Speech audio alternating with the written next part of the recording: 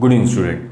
After learning the individual organelles, that is endoplasmic reticulum, Golgi apparatus, lysosomes and vacuole, now we will try to learn about the coordinated work that these organelles will perform in order to keep the cell in functioning mode. Here in this video we are trying to learn the coordination between the organelles of endomembrane system. So let's start with our video lecture.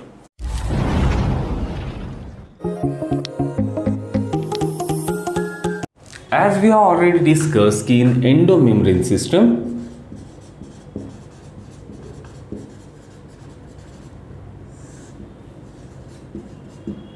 there are four organelles whose work is coordinated in such a way that they will work one after another. Okay, and the four organelles are: number one, endoplasmic reticulum;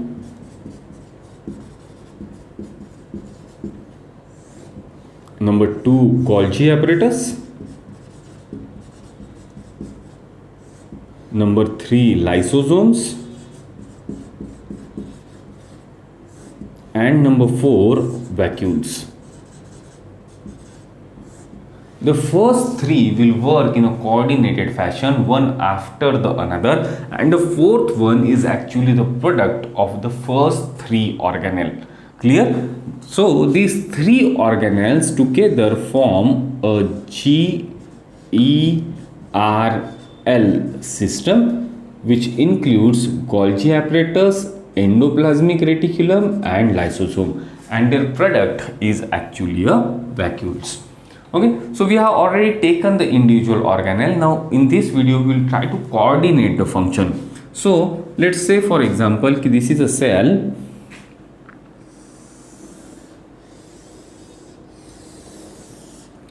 and in the cell there is a double membrane bound nucleus.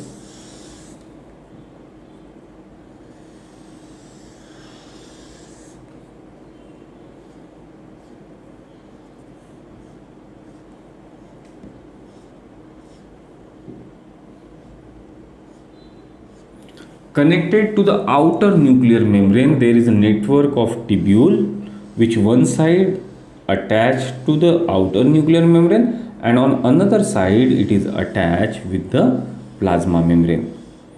So these tubular networks are called as endoplasmic reticulum, which are associated with ribosome. The ribosome will get attached with its larger subunit to endoplasmic reticulum, and such endoplasmic reticulums which are associated with ribosomes are actually called as rough endoplasmic reticulum. Now the rough endoplasmic reticulum will, with the help of ribosome, will produce certain proteins, and these proteins will get transferred to Golgi apparatus. Golgi apparatus are the saccular structures which are made up of cisterna, and the cisternas are slightly curved. Due to curved nature, they are having a specific polarity. They are having this convex face, and this one is the concave face. This convex face is called as cis face, and this concave face is called as trans face.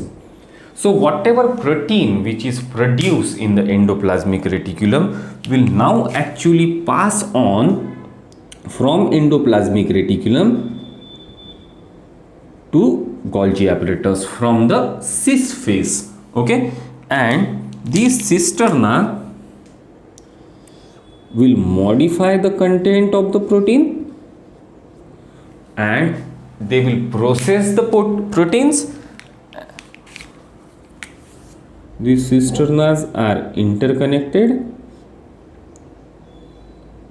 and here they will process this protein, and after processing they will combine the protein with various substances. For example, they will combine the proteins and carbohydrate to form glycoproteins, or they can combine the lipids and carbohydrate to form glycolipids, and these substances which are actually processed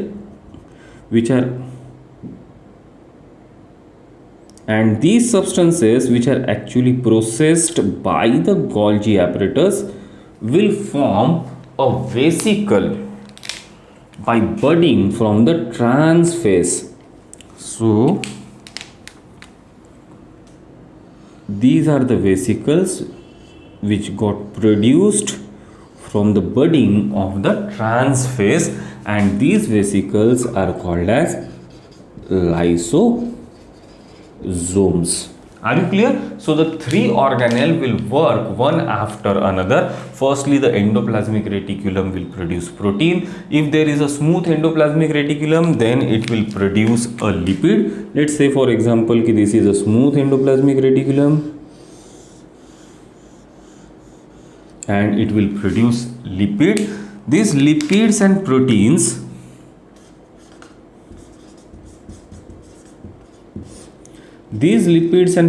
will get transferred to Golgi apparatus through cis phase. Okay, and inside the Golgi apparatus they will get processed, and then the Golgi apparatus will pack these substances in the form of vesicle. Now these vesicles which are coming out of Golgi apparatus are actually called as lysosome. So number one, we are having endoplasmic reticulum, then we are having Golgi apparatus, and then we are having lysosome. Now how the vacuoles will get formed? These lysosomes which are formed by the budding of Golgi apparatus are actually the primary lysosome.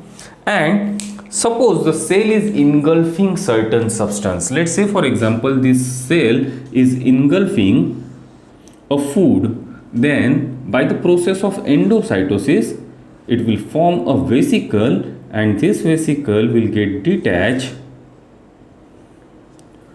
inside the cell. So suppose this cell has engulfed a food and it has formed the vesicle by the process of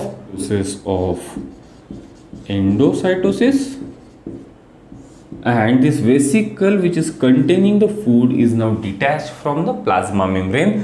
This type of vesicle inside the cell is called as food vacuole. So this is the type of vacuole which is found in case of animal cell, the food vacuole. Now this food vacuole will get combined. This is the food which is present inside the vacuole, and this food vacuole will get combined with these lysosomes, the primary lysosome. They will come and combine with the food. They will combine with the food vacuole like this, and this type of vesicle or a vacuole which is formed due to combination of food vacuole and primary lysosome is called as secondary lysosome. So this is a secondary lysosome. This one was the primary lysosome.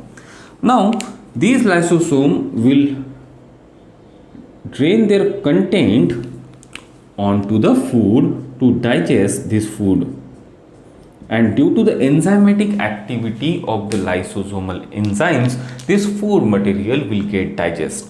But some of the food material will remain undigested, and the vacuole